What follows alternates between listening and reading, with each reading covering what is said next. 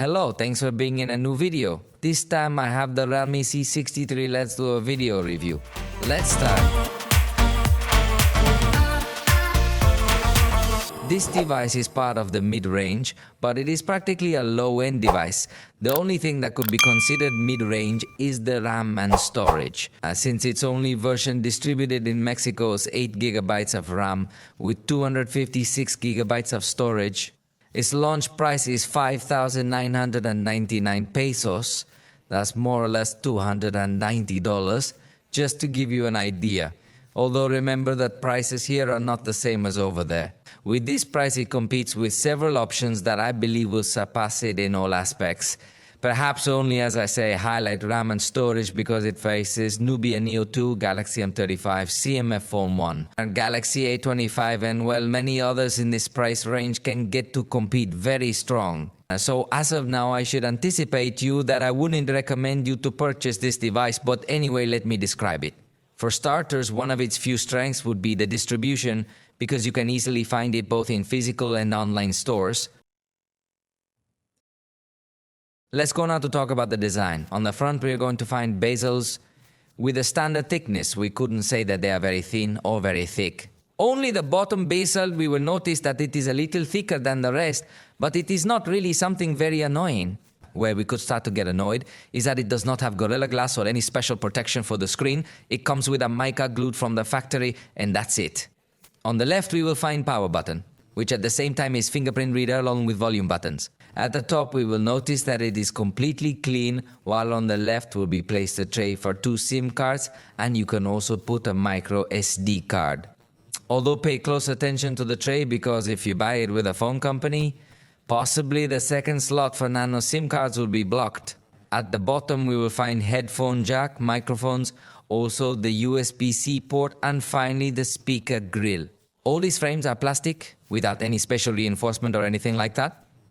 Meanwhile, the back cover possibly becomes one of its few attractions. Also due to the synthetic leather finish that feels great in the hand and also gives it a nice look. In this case, I have the blue color edition, although it is also available in green color, and we are going to notice that also the camera module. It has a design that is quite reminiscent of the iPhone by the distribution that has, and also by the small plate that incorporates to surround all these cameras. This plate has a metallic look, although I'm not sure it is metal, but it looks good in terms of aesthetics. The device in general terms has a weight of 191 grams, a thickness of 7.74 millimeters, with which it can indeed get to stand out in thickness. But beyond that, it does not have such remarkable points. The only thing where it more or less stands out is that it has IP54. That is, it is resistant to splashes, but I think it is not a relevant enough feature, as if it were resistant to being submerged. For example, let's talk about the screen. It has a size of 6.74 inches, so this is the only thing that can get to highlight, which has plenty of space, but its resolution is only HD+. So the level of detail is extremely low. Even in the low range, we see devices that already offer us higher resolution displays. It also offers us simple LCD technology. It does not have very intense colors. The contrast is low. It has poor viewing angles and has 90 Hz for smooth movements. Although in this sense, let's say that it is within the expected. So it is a screen that has more weaknesses than strengths. In fact, it has no strengths. It only has redeemable points, but most of its features disappoint. The highest brightness is enough for a relatively good outdoor use. But if you need to see the screen from the front, the minimum brightness is low enough, and if you combine it with the extra dimming option that is available in the accessibility settings, you can have a good viewing quality at night. Also, if you are going to offer us 2 color calibration settings, vivid and natural.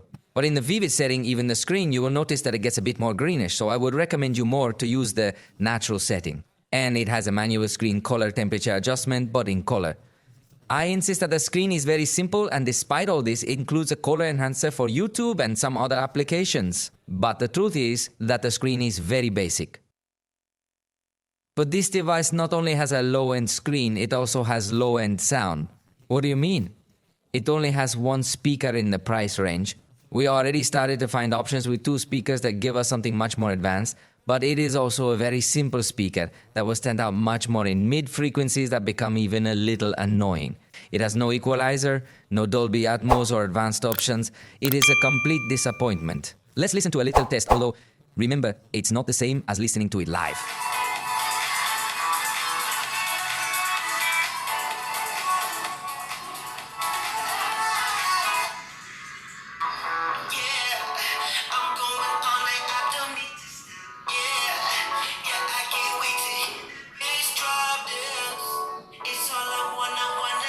As you could see in the test, it adds a kind of gain increase when you press the volume button up, which is called 200% volume, which will only emphasize the mid-frequencies more. That's why I'm telling you that the sound really isn't that great. Fortunately, it has a headphone jack, and when you use headphones, you can use a call or reality audio function, which is kind of like Dolby Atmos to have different surround sound profiles, so it's not really that good. It's simply expected. Regarding wireless headphones, the only good news is that if it has support for the LDAC codec, it means that if you buy headphones that bring this high-resolution codec, you could get to enjoy music with a much higher resolution than normal, provided you have obviously contracted a music subscription service in this quality. Now let's talk about the microphone, where it also comes to disappoint. It only has one microphone, and in this price range is something unacceptable. Definitely an insult. Devices with a microphone are usually the cheapest of all, and at this price we offer this. Definitely that is unpleasant. Fortunately for calls, has a function of noise cancellation by artificial intelligence that I have tested in their brothers, and if it works, listen more or less a test. And I did in an environment where there was quite a bit of ambient noise. Primero escucha el sonido que tenemos de ruido ambiental. Ahora vamos a escuchar cómo está sonando mi micrófono en el otro celular donde me contestaron. Hola, hola, ¿me escuchas? Perfecto. En este caso tenemos un entorno completamente silencioso, pero voy a reproducir un sonido. Escucha más o menos cómo está sonando ambiental y ahora vamos a cambiar a cómo se está escuchando el micrófono en la persona que me está contestando la llamada. ¿Me escuchas con ruido o sin ruido? Te escucho muy bien, muy claro y nada de ruido. Perfectamente bien. Gracias. Nos vemos la próxima. Adiós. Adiós. As you can see, for those environments it can work, and the microphone is of sufficient quality to pick up the voice. However, if you like to record a lot of other things, you're going to have a very basic experience because it's just a microphone, so you don't get an immersive feeling. Also, if you get to cover the microphone, you might get to distort the audio too much or even mute it completely. And next we're going to listen to a test recorded with this device in a very noisy environment.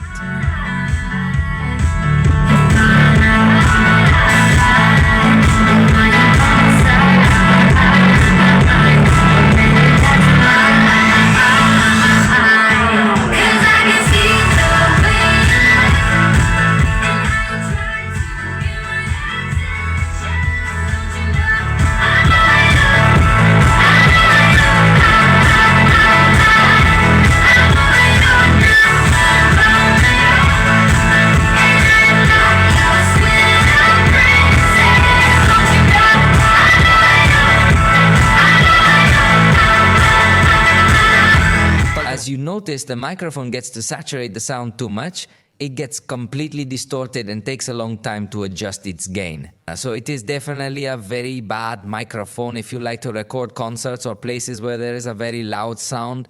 And finally, regarding the vibration, we will also have something very simple with the motor on the Z-axis, for example. When typing with the keyboard, you are not going to have such a premium feedback in the hand. So definitely that is still disappointing. The front camera is 8 megapixels with f2.0 aperture and fixed focus. As you saw, it is placed in a small drop notch. I think in that there is no discussion or anything like that. But we could anticipate that it is a simple camera. Although let me tell you first a few things from the experience. You could draw one or with the screen off to quickly enter the camera. That I think is a shortcut that could be convenient. You could also customize the button. In fact, realme calls it dynamic button, because you can also slide on it to manipulate the zoom, although it does not have such a smooth recognition. Then the movement can be very aggressive, but as a shortcut to open the camera can be useful. The device always gives priority to activate the beauty mode. That is something that bothers me personally, but if you can disable it, it has several parameters that you can modify its intensity. And we're also going to find a button to access different color filters, although we can't preview them in real time. Note that being in a backlight scenario, we will find a good enough agility, although it does not show such a clear animation when I take the picture. But as a reference, you can go see the access to the gallery. In this case, by default, it does not have capture gestures activated, but in the settings, you can activate the dynamic button. I'd also like to mention the fingerprint reader, which by simply touching it, we'll be able to take the picture if we want to. Also note that there is the gesture recognition with the palm of the hand or even the smile detector, although I recommend more simply place your hand to start the countdown and take your picture. I think in this sense it offers a complete experience. The quality of the photos from this front-facing camera can honestly fall short of the range. Pricey, especially talking about the level of detail, which is relatively low compared to what you might find on some other devices. In backlit conditions, the preview is not optimized, although after taking the shot I find that it does strike a relatively good balance. Although the shadow area is still a bit darker than I would have liked, and obviously the colors don't have as much level of accuracy, it's a simple camera. In indoor scenes, we will still find an acceptable quality. As I say, I think the lighting is fine, although the level of detail is mainly what can get to fall relatively short at night if you have a light source nearby. I think it does a good job in this regard, has surprised me because it controls noise well, does not remove as much detail from the picture, although the colors can still look a little pale. But the truth is, it competes well. Although if you are in night backlight is where the camera is going to suffer the most, and where you notice that it is not so high quality, although in the price range we should not get so demanding. But if you can find some devices with better performance in these conditions, in fact if you use the night mode can get to improve slightly, but it is not enough. For the rear photographic system, we will find only a 50 megapixel camera with f-aperture, 1.8 and autofocus. We will notice that although it seems to have a second camera, believe me, it is only decoration. It is not useful for anything. So also in this sense, it completely disappoints compared to devices in the same price range. In this case, note that the capture is also agile. Here it does not come to disappoint. And if you hold down the shutter, you can have a burst of up to 20 photos. But in our test trying to capture the number, we realized that it takes about a quarter of a second to react, so it does not offer a shot so agile in that sense. The burst takes a little longer to activate, but fortunately no more than half a second as it could be in other devices. There is also little space between one photo and another, so if you would allow you to extract the exact moment, but the limit of 20 photos, you can get to make things a little difficult. Note that in the rear camera we also find the beauty mode if you require it, also the color filters that we saw, and something that bothers me is that the zoom is on the right side. So it complicates quite a lot to manipulate the zoom when you are only holding the device with one hand. It is really something very uncomfortable, unlike the vast majority of devices that have the zoom setting. At the bottom, if you tap on the screen, you can adjust the exposure and focus. We'll even notice that the user interface is poorly translated, poorly adapted. You have to do a lot of scrolling to switch between one mode and another. The truth is that I did not like the experience. But I was about to tell you that you can also enter the professional mode where you can also move other parameters. For example, the shutter speed up to 1, the ISO up to 1600, and we will also be able to manipulate. You can set the focus to automatic or manual, and also exposure compensation, white balance, and also adjustments such as contrast and saturation. However, you can't take raw pictures. To scan QR codes, you can enter the more section and then the special mode where you can do this action without difficulties. That's positive, although I would have liked more to be in the main interface, but it is understood. What we definitely can't do is scan documents, as it doesn't have any built-in functionality. This rear camera comes with a high resolution mode, but honestly, we are not going to find such a detailed image.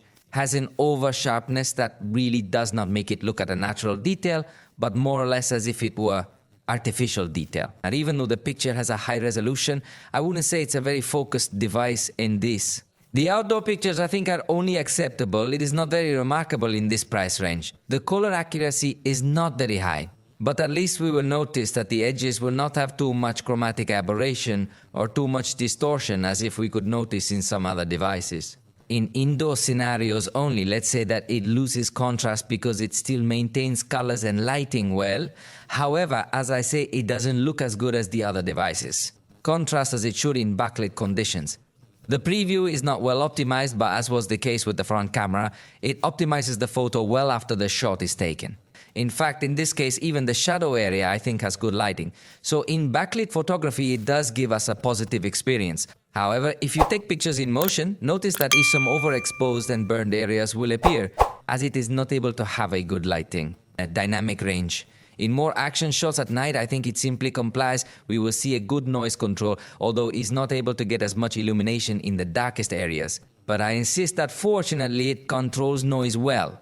However, the colors can still look pale, and consider that in this case you are looking at the picture with night mode. Without night mode there is not so much difference, but we will notice a little less contrast. For macro photography, note that the main camera allows us to get close enough to a sufficient distance to have a good quality pictures. It keeps the color well. So for macro photos, I would say it gives a good result. And in this case, despite not integrating an ultra-wide camera, the advantage is that it offers us a panoramic mode that is of good resolution as well. In this sense, I think the experience will be positive. As I say, despite not integrating ultra-wide camera, perhaps you can get to miss in video, but in photography, not so much. Regarding the zoom, remember that it will be completely digital, and in this case, it seems that it will not optimize very well the sensor information immediately. Despite being a short zoom, it is noticeable that it is digital zoom, and if we go to the maximum, it will be even more noticeable that it is not optimizing the sensor very well. The maximum zoom is 10x, although in order to have a more honest zoom, I would say that 4x would be the maximum distance where it would still be possible to zoom the camera. We could come to accept the quality, but in the price range, it fails to stand out.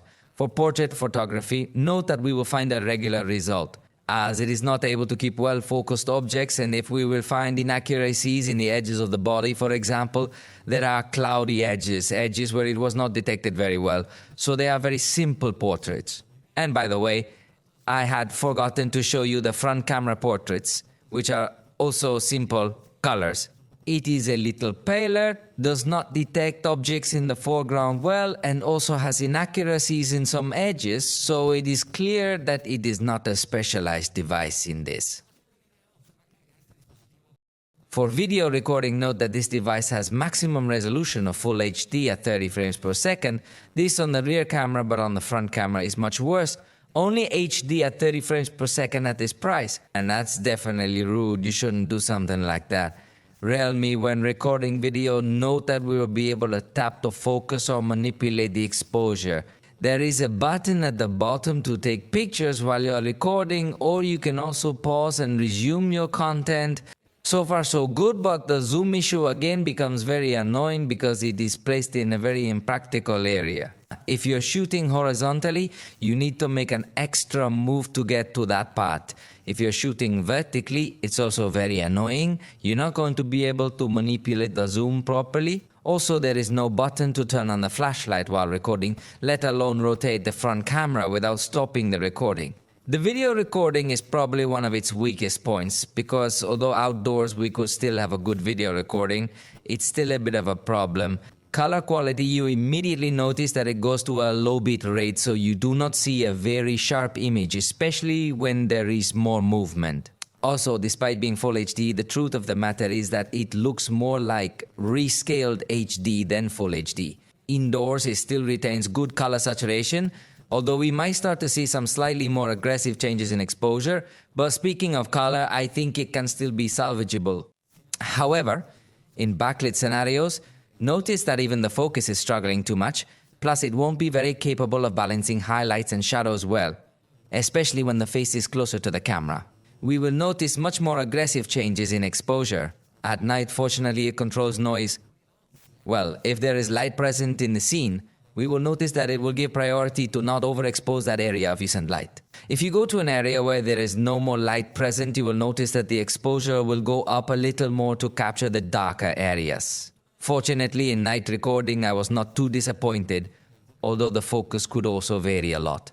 However, one of its weakest points is that it has no digital or optical stabilization, so if you are going to record more dynamic content such as walking or running, the result will definitely be very bad. And as I was saying, the focus can become a bit inconsistent depending on some lighting scenarios, but even in scenarios where there are more drastic changes of objects and distances. We are going to notice that the focus sometimes responds a bit slow, and we definitely don't like it. Regarding the zoom, note that it tries to optimize the detail, but when you get to the maximum zoom, it will give a very ugly, very unpleasant jelly effect, so it is not so advisable to use the zoom. And maximum, maybe up to 3x, could still give us a good quality zoom, but again it shows that it is a weak point. The device is integrated slow motion, although it is simple and basic only in HD at 120 frames per second. I believe that in this price range, there are already some other devices that offer you a more spectacular slow motion. It also offers a fast camera, but no stabilization and automatic speed settings means you are not going to get very good results. Quality. The result of the video recording is obvious that it will be very simple. The only thing that we could get to accept more or less is the color management, but the level of detail is very low. It has no stabilization. In backlight scenarios, it is going to give priority to illuminate the face, but the background is going to be completely burned, so it is not able to make a good balance of lights and shadows. In indoor scenarios, we are going to notice little color accuracy. Contrast is decreased, and at nights we could say that it controls noise well enough, but colors are still pale, and if you go to areas where there is less light, definitely that you will notice more presence of noise and grainy. So if you are expecting to record or something of better quality with this device, definitely that the front camera disappoints a lot in video recording. In the software, we will find Android 14 and realme UI on top, although it is a version of realme UI different from what we find in more expensive devices of this brand. All the C series has a bit strange software. Plus, it does not have a clear policy of updates, so we are almost sure that it will be stuck on Android 14, then it does not have such a long lifetime. The manufacturer offers some options at the level of customization, how to modify some things of the icons, and the clock, as you see, has a themed icons feature to try to paint the icons in the same color. But note that not all icons are supported, so there are some that will remain in color, and that gives a very strange feeling. Plus, in the app drawer, they all still look colored, so there are still things that could be improved in this feature. You can also change the color of the clock on the lock screen if you prefer to paint it in some color. And you could also change the style of this clock, but there are only two options. There are not too many features to customize. On the lock screen, you could customize the accesses that are on the left and right to set up a quick access, and you also have the option of the lock screen magazine, which personally is something that bothers me because it puts random images in some cases a little strange. Then it is an option that I personally prefer. If you want to deactivate it, you as a user can choose whether you want it or not. It also has some gestures like to lift the device and have the screen turn on, or double tap on a hole on the home screen to lock it, and some similar things. Realme also offers the mini capsule that at the top can show you an animation, for example when charging your cell phone and some other simple things, but it does not offer interaction through it, so it can also show you the music you're listening to, but you can't switch to the next song or previous song or something similar, and some other simple notifications. The fingerprint reader is going to work as a kind of dynamic button according to what the manufacturer says, so you can simply double tap this button, for example, to switch between vibrate mode or a silent mode. It could also be to open the camera, open Google Lens, or open some specific app that you have selected. Then it can serve as a quick shortcut. This is actually appealing and relevant to me. There are several options that you could configure for these gestures with the power button or fingerprint use hand reader. In fact, you can also select what action you want to happen when you double tap the button, so notice the difference between tapping and pressing. We are also going to find the option to activate some option by sliding your finger either up or down. We could manipulate. The volume are also some other things, but the gesture must be very slow, so you have to have that little learning curve. It also integrates the motorcycle mode that will allow you to activate a slightly larger interface as well as show you a small map directly on the main screen before you have to enable all the necessary permissions.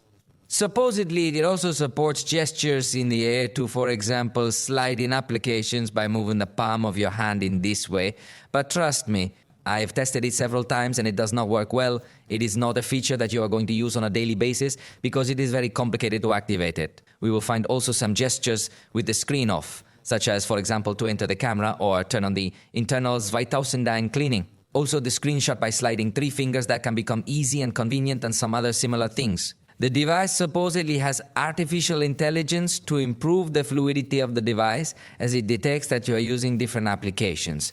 Although to test the effectiveness of this artificial intelligence, would have to use this device for much longer than I have been testing it. It also has some touch adaptation options to improve the sensitivity of the screen and to be able to use it in some other environments and in STRs.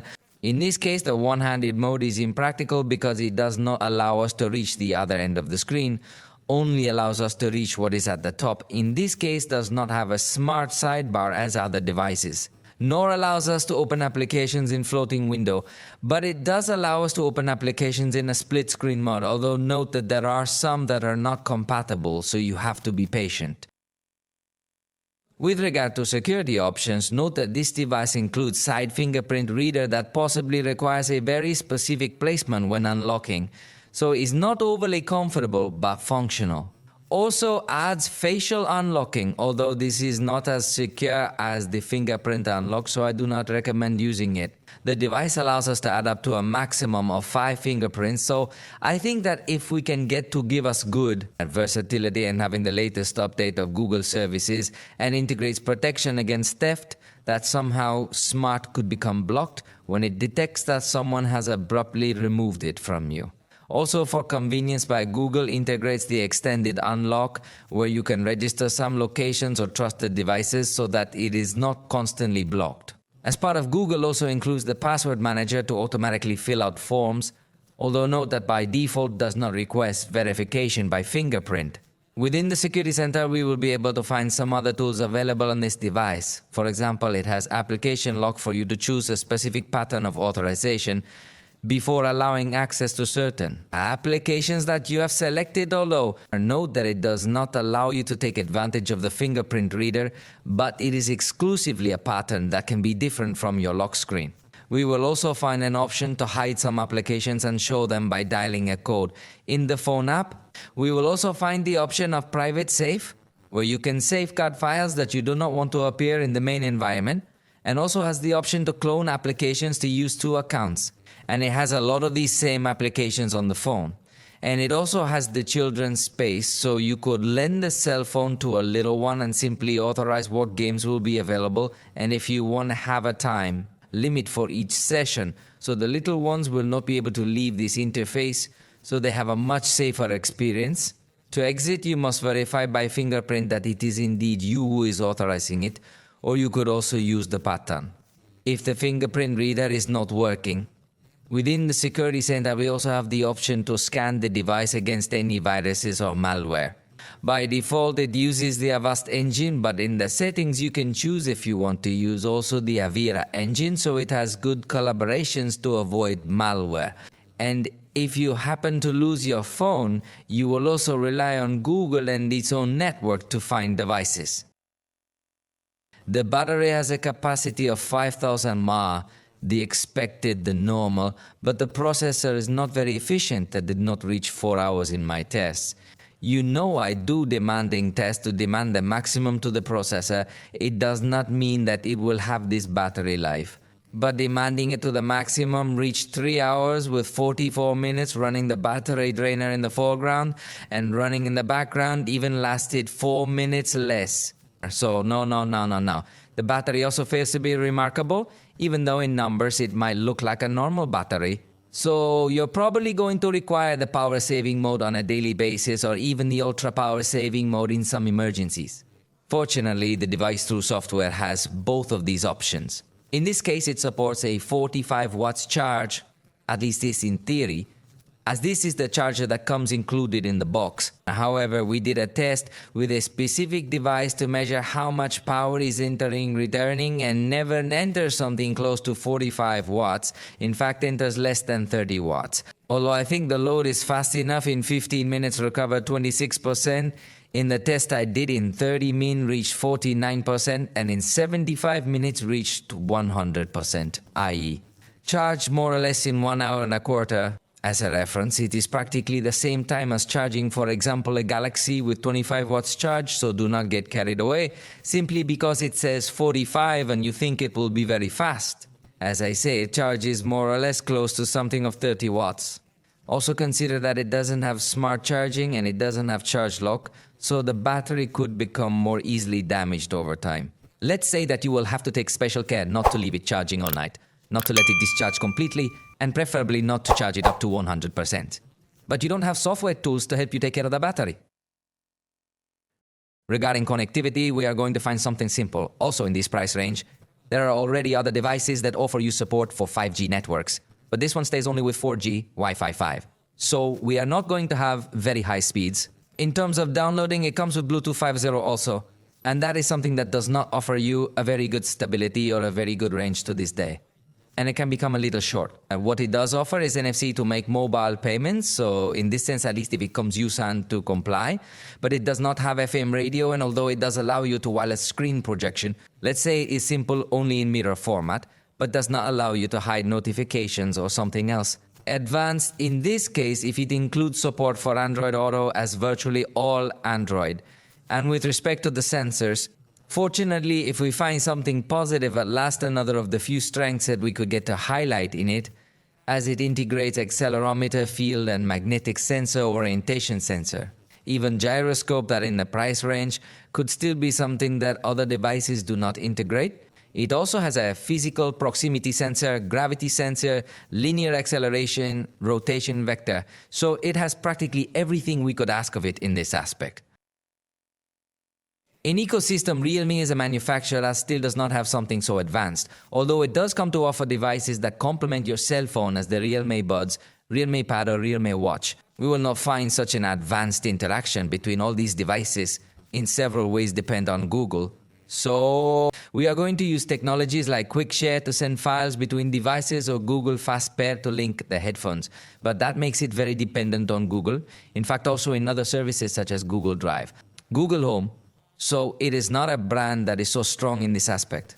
Where it can offer a small alternative is in the installation of applications, since it does not depend only on the Google Play Store, but also has its own store called App Market, so at least it doesn't look so dependent on Google. Let's go to the application opening test. In this case, the processor is the UNESA TT612, a processor that is used in the entry range in the most basic. This can definitely become its weakest point. There is very little power in this device. Believe me that in this price range, virtually any competitor will offer you a more powerful processor. Here the advantage and the curious thing is that it is accompanied by 8 GB of RAM. It is a bit of a strange combination. Usually this processor is always accompanied by 4 GB of RAM. So possibly the RAM memory is going to help a lot. In this case, it took 3.75 seconds to open each application, confirming what I was saying. The processor, despite not being very powerful, is benefited by the RAM memory. So despite opening several applications, it does not start to put it slower and slower as other devices might turn out to be. But let's see now if when we switch between applications, they stay open or we see restarts. It seems to me that if you notice that it has 8 GB of RAM. Notice that we have switched between some applications and this is the first time we see a restart. It seems that the optimization of the system is not that high. So even with 8 GB of RAM, if we are seeing some restarts, even though we have 16 applications open, which seems like a high-end figure to me, but I wanted to do this test to see if with 8 GB of RAM, it was able to give us a fluid feel, and note that if you really don't, all the applications are restarting. There are several of them that keep running, so the performance, the truth is that it is higher than you would expect. If you only see that it has the Unisoc T612 processor, it would possibly give you the impression that the performance is going to be too bad, too slow, and it goes.